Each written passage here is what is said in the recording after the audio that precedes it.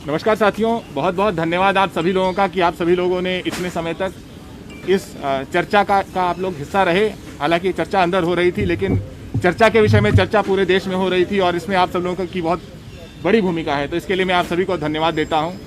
राष्ट्रमंच की ये प्रथम बैठक है जिसमें सभी साथी जो आ सके, जो सदस्य पहले भी आते रहे हैं, पार्टियों के दायरे से ऊपर उठ करके राष्ट्र के मुद्दों पर अपनी सोच रखने वाले, पब्लिक लाइफ में एक ऊंची स्टैंडिंग रखने वाले, ऐसे सभी लोग राष्ट्रमंच का हिस्सा रहे हैं।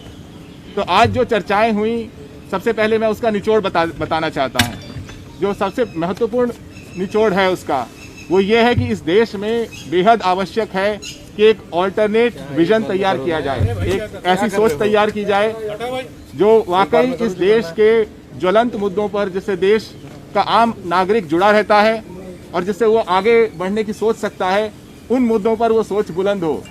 तो उस ऑल्टरनेट विजन के लिए राष्ट्रमंच ने अधिकृत किया है कि यशवंत सिन्हा जी, जो कि इसके मुख्य फाउंडर हैं, कन्वीनर हैं, वो एक टीम गठित करेंगे जो हर प्रकार के मुद्दे पर एक मजबूत विजन देश को देगा।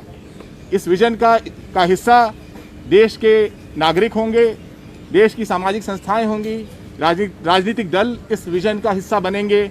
और इस तरीके से ऐसा नहीं होगा कि हमारे युवा देश में विजन का अकाल हो, और खासकर सिर्फ इसलिए अकाल हो जाए कि मौजूदा सरकार किसी विजन पर काम नहीं कर रही। तो एक पहला निचोड़ इसका ये है, उस विजन में तमाम चीज़ें होंगी। आप सभी लोग ग्राउंड पे कवर करते हैं, चाहे वो अर्थव्यवस्था की बात हो, बेरोजगारी की बात हो, किसान के मुद्दे हों, महंगाई, देश की लोकतंत्र की व्यवस्था की बात हो, प्रेस की बात हो, महंगाई की बात हो, पेट्रोल डीजल की बात हो, हर तरीके का सेंटर स्टेट रिलेशनशिप हो, हर तरह के मुद्दे उस विजन का हिस्सा बनेंगे। और वो विजन इंक्लूसिव विजन होगा, वो एक पॉजिटिव विजन होगा, देश को आगे बढ़ाने वाला। वो एक कन्फ्रंटेशनल विजन की बात नहीं है, ये एक पॉजिटिव विजन की बात है अगली पीढ़ी के लिए।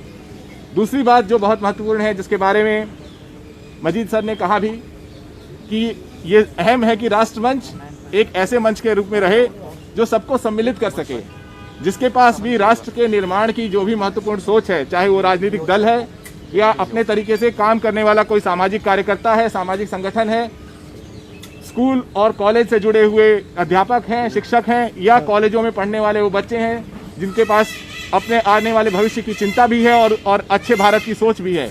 राष्ट्रमंच उन सभी लोगों को सम्मिलित करेगा, उन लोगों को भी सम्मिलित करेगा जो देश के अंदर सोच रखते हैं, उन भारतीयों के लिए भी एक मंच प्रस्तुत करेगा जो देश के बाहर हैं लेकिन भारत के लिए एक बुलंद सोच रखते हैं। तो ये दूसरी महत्वपूर्ण बात आज राष्ट्रमंच ने तय की। मंच की चर्चाओं में यह भी सामने आया कि किस तरीके से पेट्रोल और डीजल की लगातार ऊंची कीमतें देश के हर नागरिक को, खासकर किसानों को और मध्यम वर्ग को लगातार प्रताड़ित कर रही हैं। तो राष्ट्रमंच उस विषय पर भी एक आम माहौल बनाएगा कि पूरा देश एकजुट होकर के सरकार से कह सके कि हम लोगों की जेब से ये पैसा लेना आप बंद कीजिए, और सरकार को नए रास्ते खोजने पड़ेंगे, लेकिन इस तरीके से देश के आम नागरिक को प्रताड़ित नहीं किया जा सकता। इस तरीके के अन्य मुद्दों पर भी राष्ट्रमंच रुख रखेगा। इसके अलावा अंततः यही कहूँगा कि राष्ट्रमंच की अगली बैठक होगी, उस अगली बैठक में आप देखेंगे कि एक बहुत विस्तृत मंच है। इस तरह की चर्चाएं कि किसी को नहीं बुलाया गया या कोई पार्टी सम्मिलित नहीं हुई, मैं चाहूँगा, हम सब चाहेंगे कि उस तरह की चर्चाएं राष्ट्रमंच के बारे में मुख्य चर्चा ना हो, बल्कि हमेशा चर्चा इस बात पे हो कि हम और किसको सम्मिलित कर सकते हैं। तो हम लगातार प्रयास करेंगे कि इस मंच में हम अन्य साथियों को सम्मिलित कर सकें। क्या ममता बनर्जी के बारे में बात हुआ कि ममता बनर्जी के नेशनल रोल के बारे में बातचीत हुई? क्या ममता बनर्जी के नेशनल रोल के बारे में बातचीत हुई?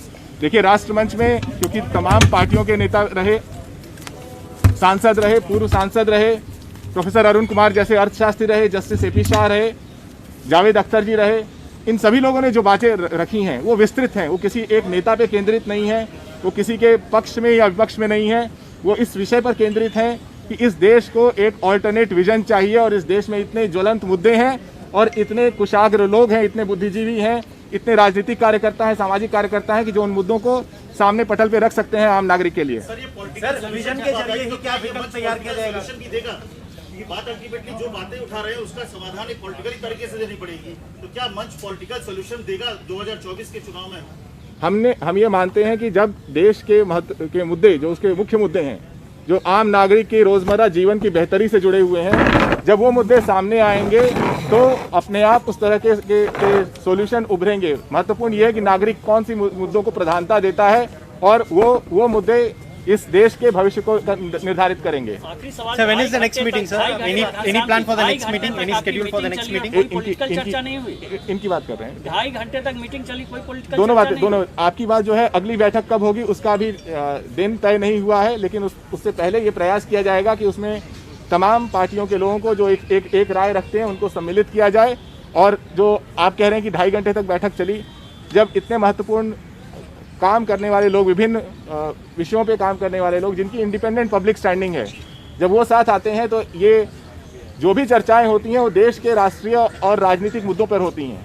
तो ये जो देश के राष्ट्रीय और राजनीतिक मुद्दे हैं वही तो राजनीति है। तो ये पॉलिटिकल इसकी पूरी इसका जवाब देता हूँ। वो जो हमारे राष्ट्रमंच की दृष्टि से ये चर्चा, ये मुद्दे ही हमारी राजनीति है। चेहरे पर बात नहीं हुई घनश्याम जी चेहरे पर बात नहीं हुई। कौन मंच का चेहरा होगा? ममता बनर्जी होंगी, शरद पवार होंगे, यशवंत सिन्हा होंगे, जब से कौन चेहरा होगा राष्ट्रमंच का? दोनों बातें। पहली बात कि राष्ट्रमंच ने, जैसा मैंने शुरू में कहा कि सारी जो निचोड़ था मैंने आप लोगों के सामने रखा। निचोड़ था कि देश में एक ठोस मजबूत ऑल्टरनेट विजन होना चाहिए और विजन के पीछे ऐसे लोग दिखने चाहिए जिन्होंने उन विषयों पर काम किया है। जहाँ तक आपने कहा राजनीतिक पार्टियों के जुड़ने का, जब से राष्ट्रमंच का गठन हुआ है तब से अपनी पार्टी की सहमति से विभिन्न पार्टी के दल राष्ट्रमंच से जुड़े रहे हैं और आगे भी जुड़ते रहेंगे। चेहरों पर बात हुई है ममता बनर्जी के चेहरे पर। बार बार कह रहे हैं कि आप विजन ही विकल्प का रास्ता तय करेंगे, क्या विकल्प क्रिएट कर रहे हैं आप लोग? देखिए, जब इस देश में चर्चाएं इस बात पे होने लगेंगी कि युवाओं को रोजगार कैसे मिलेगा, किस तरीके से आम नागरिक को पेट्रोल और डीजल के दाम बढ़ा करके प्रताड़ित नहीं किया जाएगा या किसानों को प्रताड़ित नहीं किया जाएगा, जब चर्चाएं इन बातों पे होने लगेंगी तो अपने आप देश नए विकल्प को ढूंढेगा।